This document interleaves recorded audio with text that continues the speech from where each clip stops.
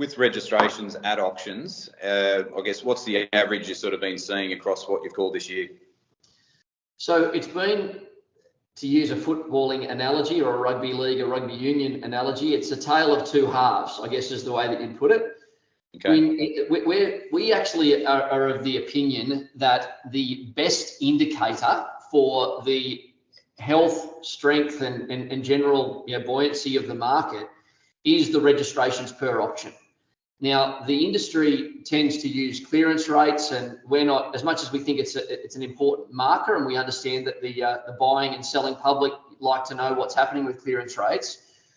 Registrations per auction is something which we think is a really, really important marker for the market. Now, if we look at the early part of this year, the latter part of January when the auctions kicked off, and then into February and in turn into early March, we were less than 1 registration per auction on average. It was 0.9 registrations per auction. So to try and put that in some sort of frame of reference, I guess, that meant if we had a day when I was calling 10 auctions, all day we'd only seen 9 registered buyers.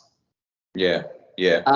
Now, we can get into the nuances of that and how that all works, but I think we need to stay high level on this. Compare that with today, we're at 3.4 registrations per auction on average. So you can see that that's almost, it's in excess of a 300% increase compared with what we were dealing with in the early part of the year. Yeah, yeah. And look, I guess that supports some of the commentary that there's been a bit of a shortage of supply out there, I guess, this year, which obviously leaving less stock for buyers to pick from. So it's created a little bit more interest, on each property when it comes to auction day. For sure.